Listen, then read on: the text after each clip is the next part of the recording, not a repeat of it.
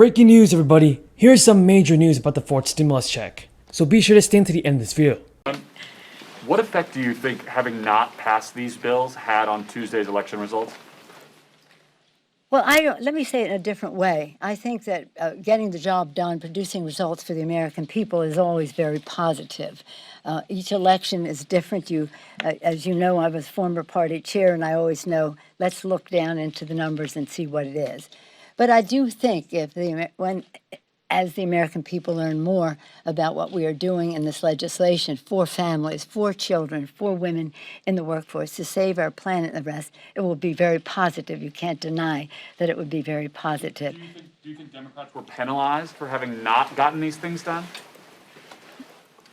I haven't seen that and all of the analysis, and I know from my own experience that as I've said to you before, the plural of anecdote is not data. Let's see what the data is as it comes out. But there's no question, if the more results we can produce in a way that people understand in their lives, the better it is. I'm heartbroken because Terry McAuliffe is a great leader in our country and was a great governor of Virginia, and I'd hope that he was a once and future governor. But also, we were all interested in down ballot races as well, so I haven't seen much of that. New Jersey, a nice victory. I spoke to the governor this morning to congratulate him, and again, we'll be working together to build back better. But without saying what impact it had, it's always a positive message to have results that are understood by the public. Yeah. Well, there's so many things that they're throwing back in because that's their constituent. I mean, they have a caucus over there, and they should basically work the bills as they see fit. I don't begrudge anybody for doing that, but they shouldn't begrudge me for saying this is not the right place for this piece of legislation. I believe in family leave. I believe people should have that opportunity. But I've seen states that have already done it in America. I've seen countries around the world that have already done it. Can't we find a better position for this and do this in a bipartisan and in a process that works? Because here's what we're talking. We're talking about unpaid family leave now. That's going to add an awful lot to the debt that we already have at $29 trillion. They talk about Medicare expansion. I would love to be able to expand Medicare if we had our financial house in order. But when you have a report from the CBO that you're going to be basically insolvent in Medicare by 2026, and you want me to add more on to it that'll make it insolvent quicker? I've got people in West Virginia, Mika, that's their lifeline. Their lifeline is Social Security and Medicare, and I'm doing everything I can in my power to protect it and get those on solid financial grounds so people can depend on it. Then we can expand. To provide universal child care. We are going to provide universal pre-K. That is a massive cost for most families. Prescription drug costs, that is a huge cost for families across this country. If we pass the Build Back Better Act, we will lower the cost of prescription drugs. So this is, I think, the way to address the cost concerns that average families, poor families and working families across this country have, that we need to listen to and that we need to respond to. What's the dialogue that needs to be happening between you and other Democrats, whether it be the House or the Senate? What is missing from this? Because we do have Joe Manchin who's saying, what's the rush? Let's get it right. We've just spent so much money post-pandemic, and we want to be really careful. And he's got a number. He's agreed upon a number. So isn't it a matter of a dialogue to getting this done?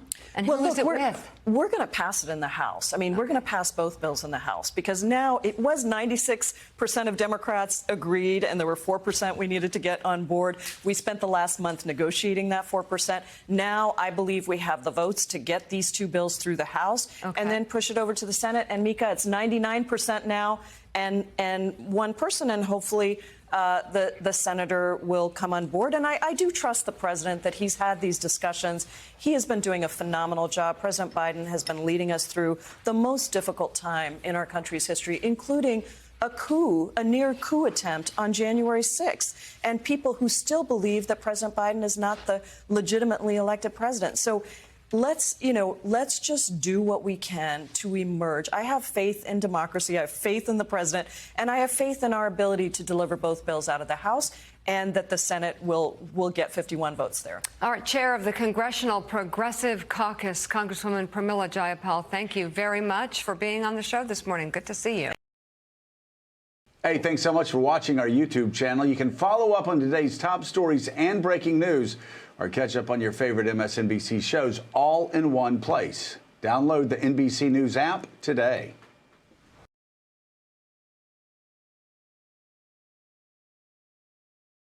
Nancy Pelosi and multiple lawmakers have just decided to add back paid leave into Biden's spending bill, and Democrats are now ready to vote on the bill without Joe Manchin's support. Biden unveiled a $1.75 trillion spending framework last week, and it was significantly scaled down. This leaves many progressive priorities like free community college and paid family leave and medical leave left out. But Nancy Pelosi and other Democrats made clear that the framework was not final. Pelosi has also just informed her colleagues that she is requesting 4 weeks of paid leave to be added back into the bill. In a letter to the colleagues, Pelosi wrote, "As we were reviewing priorities and after urging members of the caucus, she has asked for paid family leave and medical leave."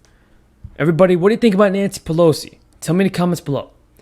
In Democrats' initial $3.5 trillion proposal, 12 weeks of the popular paid leave measure was laid out.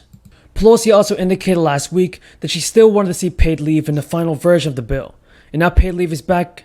In a statement, multiple senators say that they strongly support Pelosi's proposal to include 4 weeks of paid leave. So, House Democrats did say that they were switching tactics and plowing ahead with a vote on Biden's spending package, also known as our stimulus bill. And for weeks, Nancy Pelosi and her team had worked to strike a deal with Manchin and fellow centrist Senator Kyrsten Sinema. Joe Manchin is actually frustrating House leaders. And the House Rules Committee, which is controlled by Nancy Pelosi, was meeting on a still evolving Build Back Better bill. So a Pelosi spokesman also confirmed that votes will be held this week, and that the Speaker plans to bring Build Back Better to the floor first. But she has vowed to hold votes on Biden's agenda in the past. A handful of moderates, led by Representative Stephanie Murphy, are demanding a score from the Congressional Budget Office on the social spending bill before they agree to vote on it. Folks, that's all the news about the fourth stimulus check that I want you to know. Thank you again for watching, and until next time, have a great day and stay safe. I don't know if the president has seen that quote. I'll say this.